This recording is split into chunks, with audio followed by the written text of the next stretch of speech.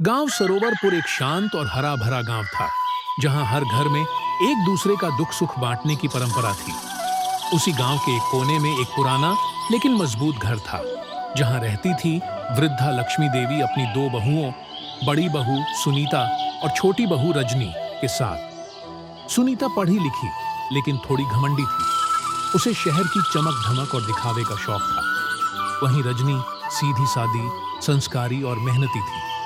दोनों बहुएं अपने अपने पतियों अमित और रोहित के साथ एक ही छत के नीचे रहती थीं, लेकिन मन अलग अलग दिशाओं में दौड़ते थे। लक्ष्मी देवी को यह बात सालती थी कि बहुएं एक दूसरे से बात तक नहीं करती। वह रोज सुबह तुलसी के सामने बैठकर भगवान से यही प्रार्थना करती, हे ठाकुर, मेरे घर में फिर से वो प्रेम ला दो जो एक समय मेरी बहुओं में था। समस्या तब शुरू हुई जब परिवार की जमीन बेचने की बात आई। अमित और सुनीता शहर जाना चाहते थे। उनका सपना था शहर में एक फ्लैट और आधुनिक जीवन। रोहित और रजनी, जो खेतों से जुड़े हुए थे, जमीन को बचाना चाहते थे। एक दिन घर में जोर की बहस हुई। सुनीता ने लक्ष्मी देवी से कहा, माँ, ये जमीन तो अमित की है, वो जो चाहे कर सकता है। लक्ष्मी देवी का चेहरा उतर गया। उन्होंने कहा, बेटी, ये जमीन तुम्हारे पिताजी की निशानी है। इसे बेचना मेरे जिगर के टुकड़े को काटने जैसा होगा।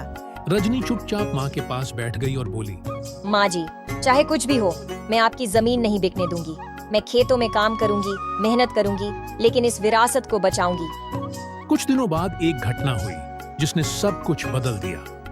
गांव में तेज बारिश आई और पास का तालाब टूटने के कगार पर था।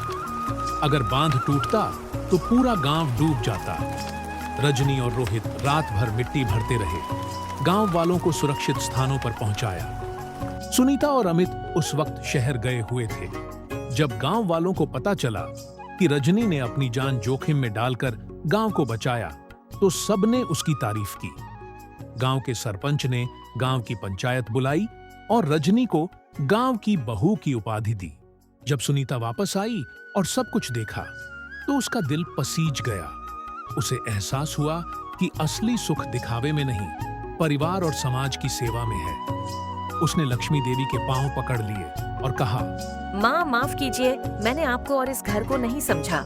लक्ष्मी देवी की आंखों से आंसू बहने लगे। उन्होंने दोनों बहुओं को गले से लगाया और बोली, बेटियां तो पराई होती हैं, पर बहुएं तो अपने घर की लक्ष्मी होती हैं। मुझे आज असली बहू का मतलब समझ में आया। अब मेरा घर फिर से घर बन गया है। रिश्तों की अहमियत समझना और समय पर गलतियों को सुधारना ही सच्चा पारिवारिक जीवन है।